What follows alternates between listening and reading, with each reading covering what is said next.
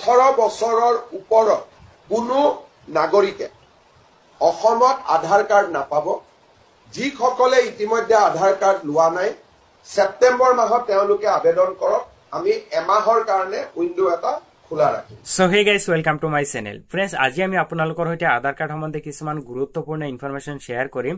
কাৰণ কিছু সময় পূৰ্বে আমাৰ সিএম ছাৰে আধাৰ কাৰ্ডক লৈ কিছুমান ইনষ্ট্ৰাকচন দিছে যে যিসকলৰ বয়স 18 বছৰৰ ওপৰত হৈছে আৰু এতিয়ালৈকে আধাৰ কাৰ্ড বনোৱা নাই তেওঁলোকে অতি শীঘ্ৰে আধাৰ কাৰ্ড বনাই ল'ব লাগে। কাৰণ অহা এক মাহলৈকে এই পোৰ্টেলটো ওপেন থাকিব আৰু এক মাহ পিছত যদি আপুনি বিচাৰে আধাৰ কাৰ্ডৰ বাবে এপ্লাইটো কৰিব নোৱাৰে। ঠিক আছে। সো যিসকলে এতিয়ালৈকে আধাৰ কাৰ্ডটো বনোৱা নাই তেওঁলোকে অতি শীঘ্ৰে আইডি প্ৰুফ আৰু এড্ৰেছ প্ৰুফ লৈ আপোনাৰ ওচৰৰ যেটো আধাৰ কাৰ্ড সেন্টাৰ আছে তাতে যোগাযোগ কৰিব আৰু তাৰ পৰা আপোনালোকে আধাৰ কাৰ্ডৰ বাবে এপ্লাইটো কৰি ল'ব। কাৰণ অহা সেপ্টেম্বৰ মাহলৈকে আপোনালোকে আধাৰ কাৰ্ডৰ বাবে আবেদন কৰিব পাৰিব।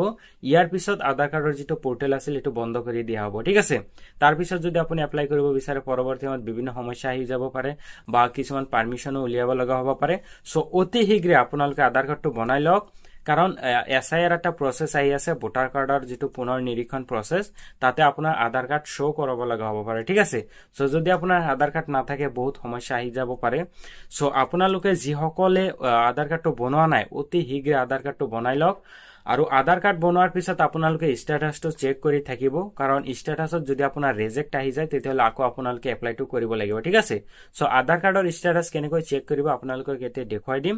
আধাৰ কাৰ্ডৰ ষ্টেটাস চেক কৰিবলৈ প্ৰথমতে আপুনি যিকোনো এটা ব্ৰাউজাৰ ওপেন কৰিব। তাৰ পিছত সাৰ্চ বাৰত আপুনি টাইপ কৰিব UIDAI। আপুনি সাৰ্চ কৰিব। প্ৰথমতে যেটো ওয়েবসাইট পাব uidai.gov.in এই ওয়েবসাইটত আপুনি ক্লিক কৰি দিব। ইয়াতে ক্লিক কৰাৰ পিছত প্ৰথমতে ল্যাঙ্গুৱেজ সিলেক্ট কৰিব লাগিব। ইয়াৰ আপুনি ইংলিশটো সিলেক্ট কৰি লব। ইয়াতে আপুনি এটা অপশন পাব আপডেট আধাৰ। ইয়াতে এটা অপশন আহি যাব চেক আধাৰ আপডেট ষ্টেটাস। এই অপশনটোত আপুনি ক্লিক কৰি দিব। ইয়াতে ক্লিক কৰাৰ পিছত ইয়াতে এনৰোলমেন্ট নাম্বাৰ দিব লাগিব। আপোনাৰ যেটো 14টা ডিজিটৰ এনৰোলমেন্ট নাম্বাৰ আছে এটা আপুনি ইয়াতে বহাই দিব। তাৰ পিছত ইয়াতে ডেট দিব। আপুনি কোনটো ডেটত আপোনাৰ আধাৰ কাৰ্ডটো এপ্লিকেশন কৰিছিলে সেই ডেটটো সিলেক্ট কৰিব। ইয়াতে আপোনাৰ যেটো সময় দিয়া আছে টাইম সেই সময়টো ইয়াতে আপুনি বহাই দিব। আৰু ডেট এন্ড টাইম গোটেইখিনি আপুনি ৰিসিপ্টত পাই যাব। তাৰ পিছত ইয়াতে যেটো ক্যাপচা কোড আহি আছে হেটো আপুনি ইয়াতে ফিল আপ কৰি দিব। তাৰ পিছত সাবমিট অপশনত ক্লিক কৰিব। ইয়াতে ক্লিক কৰাৰ পিছত ইয়াতে এনেকুৱাকে লিখা আহিব your Aadhaar enrolment request is under process. যদি আপোনাৰ ইয়াতে প্ৰসেস বুলি লিখা আহে আপোনাৰ আৰু অলপ সময় লাগিব। তাৰ পিছত আপোনাৰ আধাৰ কাৰ্ডটো জেনাৰেট হৈ যাব। আৰু যদি ইয়াতে ৰিজেক্ট বুলি লিখা আহে তেতিয়াহলে আধাৰ কাৰ্ডটো আকৌ আপুনি এপ্লাই কৰিব লাগিব। ঠিক আছে। আৰু এই ভিডিওটো আপোনালোকে শেয়াৰ কৰিব যাতে সকলোৱে এই ইনফৰমেশনটো পাব পাৰে আৰু যিসকলৰ আধাৰ কাৰ্ড নাই তেওঁলোকে আধাৰ কাৰ্ডটো বনাই ল'ব পাৰে। সো ভিডিওটো চোৱাৰ বাবে বহুত বহুত ধন্যবাদ।